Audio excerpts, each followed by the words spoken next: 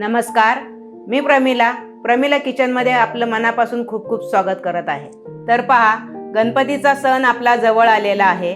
गणपतीचा सण म्हटलं की उकडीचे मोदक। उकडीच्या मोदकांमध्ये आपण तांदळाचं पीठ आणि गुळाचं सारण वापरलं जातं। पण डायबिटीजच्या व्यक्तींसाठी ते मोदक खाल्ले जात नाहीत का तर ते गोड असतात। तर खास आज आपण डायबिटीजच्या व्यक्तींसाठी मोदक उकडीचेच पण त्याच्यात न गुळ वापरता किंवा तांदळाचं पीठ न वापरता आज आपण मोदक बनवणार आहोत। त्याच्यासाठी लागणारं साहित्य पाहूया। उकडीचे मोदक बनवण्यासाठी मी इथं अर्धा वाटी रवा घेतलेला आहे, खोबरं खरवडून घेतलेलं आहे, बारीक चिरून कोथिंबीर घेतलेली आहे आणि 2 मिरचीचे तुकडे घेतलेले आहेत। आता हे पहा, एका कढईमध्ये अगदी थोडंसं तेल घालून घ्यायचं आहे। पहा, आता आपलं तेल छान गरम झालेलं आहे। बारीक चमचा त्यात राई घाला। राई छान तडतडली की जिरं घाला। जिरं पण छान तडतडून द्या। थोडासा हिंग घाला, हळद घाला, 2 ते 3 कढीपत्त्याची बारीक कापून पानं घाला, हिरव्या मिरचीचे तुकडे घाला आणि खरवडून घेतलेलं खोबरं सुद्धा याच्यातच घालणार आहोत, कारण आपण मोदकाचं सारण करतोय पण आपण गूळ घालणार नाही। रंगही छान येतो। 2 ते 3 मिनिटच आपल्याला हे खोबरं परतून घ्यायचं आहे।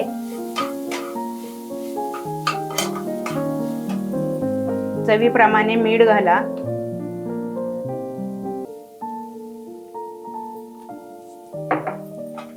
पहा, खोबरं बारीक खरवडलेलं आहे तर शिजायची काही गरज नाही, म्हणून 2 ते 3 मिनिटच एकजीव होईपर्यंत आपल्याला छान ढवळून घ्यायचं आहे। पहा, आता आपलं खोबऱ्याचं सारण छान तयार झालेलं आहे। हे बारीक चिरलेली कोथिंबीर घाला। कोथिंबीरीने स्वाद पण छान येतो आणि खायला पण कोथिंबीर खाल्लेली एकदम चांगली। हे पण छान अशी ढवळून घ्या। पहा, झालं ना, 2च मिनिटामध्ये आपलं सारण तयार।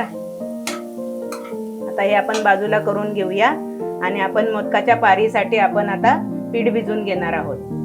पहा, आता एका पातेल्यामध्ये आपण 1 वाटी पाणी घालणार आहोत, कारण अर्धाच वाटी रवा घेतलेला आहे। पाण्याला छान उकळी येऊ द्या। चवीप्रमाणे थोडंसं मीठ घाला। पहा, आता आपल्या पाण्याला छान उकळी आलेली आहे। पाणी आपल्याला आटून द्यायचं नाही। आता आपण थोडंसं मीठही चवीप्रमाणे घातलेलं आहे। त्याच्यामध्ये आपण हा बारीक घेतलेला रवा घालणार आहोत।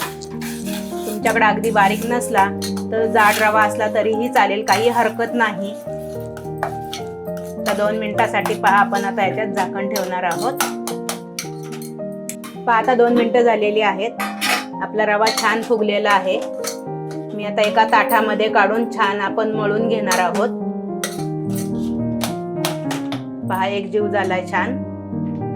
पहा, आता आपली पिठाची वाफ गेलेली आहे। आता आपण छान थोडासा पाण्याचा हात घेऊन छान मळून घेणार आहोत। असं एकजीव होईपर्यंत छान मळून घ्या। अगदीच हाताला चिकटलं तर थोडासा तेलाचा हात लावा।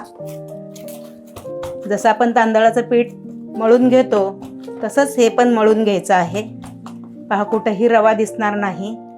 छान एकजीव झालेला आहे। आता आपण याचे मोदक वळवणार आहोत। पहा, आता आपण मोदक बनवणार आहोत।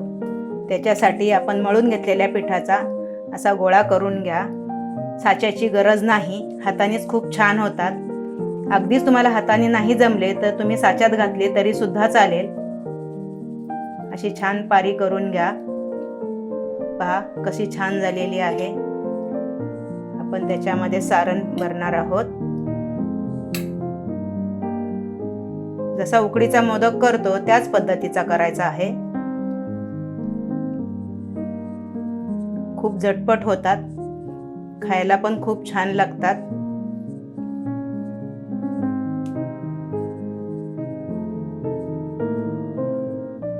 पहा, कसा छान झालेला आहे। ह्याचप्रमाणे मी आता सर्व मोदक करून घेते। हे पहा, मी मोदक उकडण्यासाठी एका भांड्यामध्ये पाणी गरम करायला ठेवलं होतं। आता हे असं चाळणीचं भांडं घ्यायचं आहे तुम्हाला। त्याला असं थोडंसं तेल लावून घ्या। आपले हे मोदक तयार झालेले आहेत। आता आपण हे 10 मिनिटं फक्त उकडून घेणार आहोत। असे छान सगळे चाळणीत लावून घ्या आणि 10 मिनिटासाठी आपण झाकण ठेवून उकडणार आहोत।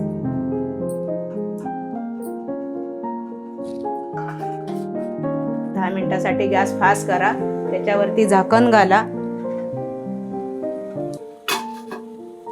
पहा आता 10 मिनिटं झालेली आहेत. आपले मोदक उकळले काय पाहूया. पहा अजिबात हाताला चिकटत नाहीत, म्हणजे आपले मोदक छान उकडलेले आहेत. आता आपण ही जाळी पाण्यावरनं काढून थंड करायला ठेवणार आहोत.